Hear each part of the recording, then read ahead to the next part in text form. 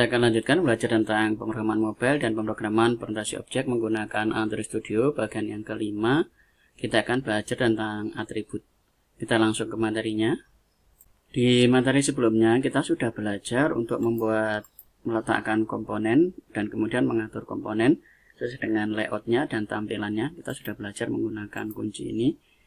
Kemudian berikutnya, setiap komponen ini mempunyai atribut. Atributnya ada di dalam sini. Nah, atribut di dalam sini ada declare atribut, kemudian ada layout, ada transform, kemudian di sini ada common atribut yang nanti bisa dicoba, kemudian ada all atribut. Kita akan ke ID dulu. Setiap komponen yang akan kita gunakan di dalam coding, kita harus mengatur ID-nya terlebih dahulu supaya nanti ketika di dalam coding kita tahu yang dimaksud. Contoh di dalam sini, ini ada ID edit text number 5. Ini saya akan ganti dengan ET untuk edit text. Kemudian saya akan beri nama bill 1. Bill underscore 1. Seperti ini. Kemudian yang kedua, ini saya akan beri nama juga. Saya akan beri ID ET bill underscore 2. Saya enter, kemudian refactor. Kemudian yang ini button, ini saya beri nama btn hitung, enter, kemudian refactor lagi. Kemudian ini text view saya gunakan singkatan dari TV, kemudian hasil, enter, kemudian refactor. Kita akan lihat di dalam code perubahan-perubahan di dalam sini. Ini ketemunya ID, kemudian ET bill 1, kemudian ini ET bill 2. Kemudian berikutnya button btn hitung, kemudian text view TV hasil. Jadi kita sudah merubah atribut dari komponen-komponen yang akan kita pakai di dalam sini. Nah, di dalam sini ini juga terdapat sebuah atribut. Misalnya saya akan letakkan tulisan di dalam all atribut ini, saya akan cari hint. Ini urut sesuai dengan abjad, hint isi dengan angka. Nah, ini akan ketemu tulisan seperti ini. Kemudian berikutnya saya juga akan taruh di dalam sini isi dengan angka. Nah, ini kita akan jumlahkan di dalam sini. Ini saya akan angka isi dengan angka, kemudian bilangan 1.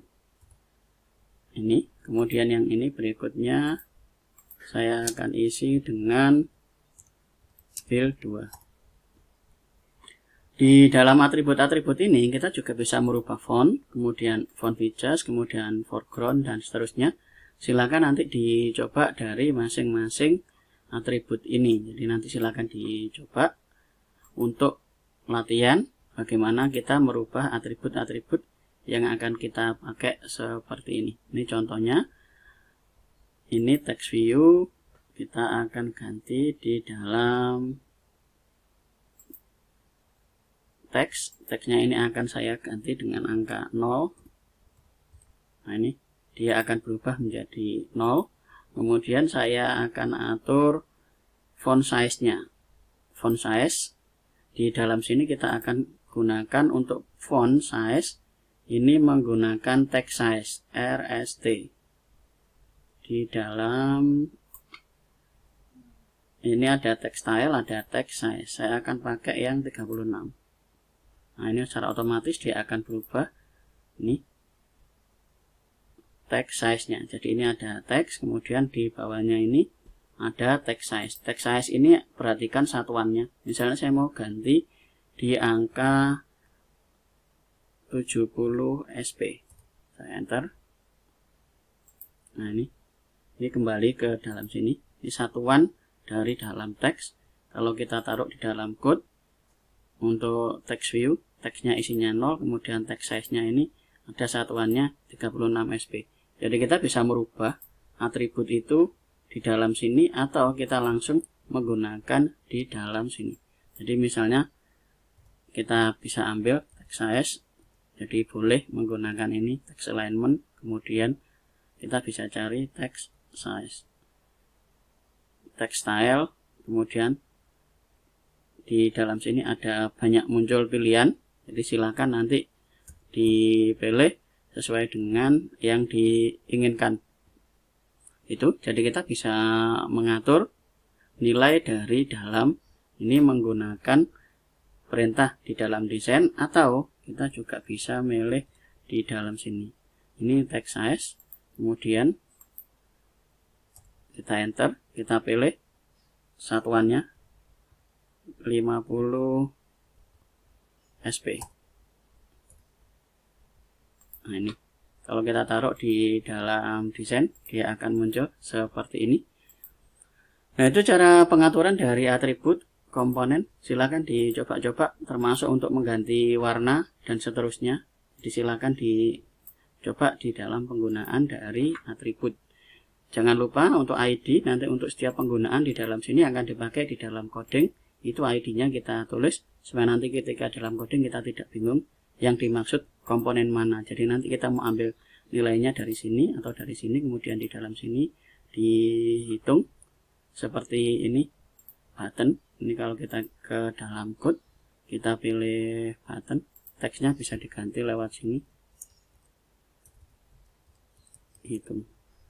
Kemudian kita kembali lagi ke desain, hasilnya adalah hitung. Kita akan coba jalankan. Pastikan emulatornya sudah terdeteksi di dalam sini, kemudian kita klik run ini, kita akan tunggu. Ini hasil dari yang sudah kita buat tadi. Di dalam sini ada tulisannya, misalkan saya 3, nanti akan hilang, ini 4 akan hilang. Jadi ini kita sudah bisa membuat menggunakan atribut. Nah, itu saja materi tentang penggunaan dari atribut. Sekali lagi, untuk penggunaan dari atribut adalah kita bisa aktifkan komponennya, kemudian kita pilih atribut dalam sini. Untuk declare atribut ada dalam sini, silakan dicoba. Kemudian untuk layout ada di dalam sini, kemudian transform silakan dicoba-coba. Kemudian di dalam sini ada common atribut, nanti silakan dipakai. Kemudian ada all atribut. Itu saja materi tentang atribut. Silakan dicoba dan dipahami penggunaan dari atributnya. Terima kasih. Kita lanjut ke video berikutnya.